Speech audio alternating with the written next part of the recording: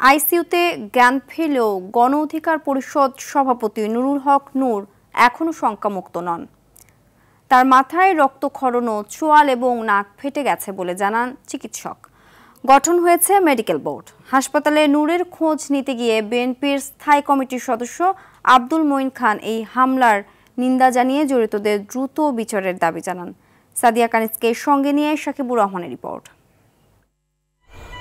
গণ অধিকার পরিষদের সভাপতি ও ডাকসুর সাবেক ভিপি নুরুল হক নূর ঢাকা মেডিকেল কলেজ হাসপাতালের আইসিইউতে চিকিৎসাধীন। নির্দয় আঘাতে তার মস্তিষ্কে রক্তক্ষরণ হচ্ছে, ভেঙে গেছে চোয়াল ও নাকের হাড়। নূরের চিকিৎসায় মেডিকেল বোর্ড গঠন করার কথা জানিয়েছেন চিকিৎসকরা। জ্ঞান ফিরলেও এখনো শঙ্কামুক্ত নয় বলে জানান নিউরোসার্জন। মাথায় আঘাত যে সর্বোচ্চ পর্যায়ে যে আঘাতটা হয় সেটাই কিন্তু ওনার হয়েছে। উনি এখন কিছুটা ভালো আছেন, হয়তো ওনার বয়সের কারণে। ওনার যদি আরেকটু বয়স হতো আমরা হয়তো একজন মৃত ব্যক্তিকে পেতাম। উনি এখনো পর্যন্ত আশঙ্কা মুক্ত, কিন্তু ওনার সোডিয়াম লেভেলটা আমরা কারেকশন না করা পর্যন্ত আমরা আশঙ্কা মুক্ত একদম কনফিডেন্টলি বলতে পারছি না।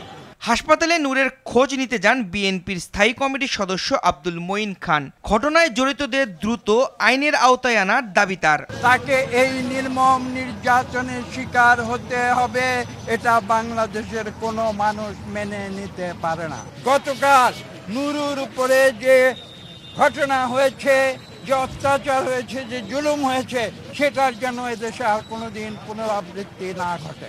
গণ অধিকার পরিষদের সাধারণ সম্পাদক রাশেদ খান অভিযোগ করেন, হত্যার উদ্দেশ্যেই এই হামলা চালানো হয়েছে। সেনাবাহিনী এসে আমাদের কার্যালয়ের সামনে এইভাবে হামলা চালাবে, সেইটা আসলে অত্যন্ত অনাকাঙ্ক্ষিত।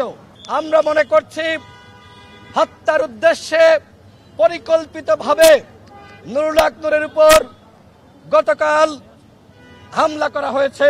শুক্রবার সন্ধ্যায় প্রথমে জাতীয় পার্টি ও গণ অধিকার পরিষদের সংঘর্ষ হয়। পরে আইনশৃঙ্খলা বাহিনীর লাঠিচার্জে নূর সহ গণ অধিকার পরিষদের শতাধিক নেতাকর্মী আহত হয়।